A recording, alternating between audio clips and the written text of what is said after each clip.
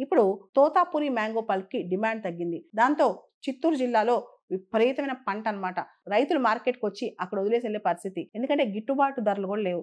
ఆంధ్రప్రదేశ్ ప్రభుత్వం రూ. 8 ధర ప్రకటించి దాంతో పాటు ప్రైస్ సపోర్ట్ మెకానిజం కింద ఇంకో రూ. 4 అదనంగా ఇస్తుందన్నమాట కేజీ మామిడి పళ్ళకి. అయినా కానీ పరిస్థితి ఏంటంటే విపరీతమైన మామిడి పళ్ళు పంట వచ్చేసిందన్నమాట. తోతాపురి మామిడి పళ్ళు అంటే ఆ పేరు ఏంటంటే తోత అంటే చిలక ముక్కు అని. చిలక ముక్కులాగా ఉంటాయి కాబట్టి వాటిని తోతాపురి అంటాం. చిత్తూరు జిల్లా ఆ ప్రాంతం చుట్టుపక్కల జిల్లాలో అవి చాలా ఫేమస్ అన్నమాట. అయితే కర్ణాటకలో కూడా సేమ్ మ్యాంగోస్ పండిస్తారు. సో కర్ణాటకలో కేజీ రూ. 4కి రూ. 3కి అమ్ముకోలేక ఆంధ్రప్రదేశ్ బోర్డర్‌లో అంటే కర్ణాటక ఈ డిస్ట్రిక్ట్స్‌లో చిత్తూరు జిల్లా బోర్డర్ ఉంటది కాబట్టి కర్ణాటక నుంచి ఇక్కడికొచ్చి అమ్మేస్తున్నారన్నమాట. దాంతో రీసెంట్‌గా చిత్తూరు జిల్లా మెజిస్ట్రేట్ కర్ణాటక నుంచి ఈ మ్యాంగోస్ ఆంధ్ర బోర్డర్‌లోకి రానికుండా బోర్డర్ ఆపేశారన్నమాట. దీని మీద కర్ణాటక సీఎం సిద్ధరామయ్య గారు ఇలా మా మామిడికాయలు రానివ్వట్లేదు, ఇది రూల్స్‌కి విరుద్ధం అని చెప్పి అంటే ఆంధ్ర సీఎం చంద్రబాబు నాయుడు గారికి ఉత్తరం రాశారంట. ఇవన్నీ పక్కన పెడితే మన భారతదేశంలో ఫ్రీడమ్ ఆఫ్ మూవ్‌మెంట్ అనేది, ఫ్రీడమ్ ఆఫ్ ప్రొఫెషన్ అనేది అందరికి ఉంది. అంటే ఎవరైనా ఎక్కడైనా ట్రేడ్ చేసుకోవచ్చు, ఏ వ్యాపారమైనా ఎక్కడైనా స్టార్ట్ చేసుకోవచ్చు. అదొక ఫండమెంటల్ రైట్ అన్నమాట. ఇప్పుడు కర్ణాటక నుంచి ఆంధ్రాకి ఇలాంటి మామిడి పళ్ళు బ్యాన్ చేయొచ్చా,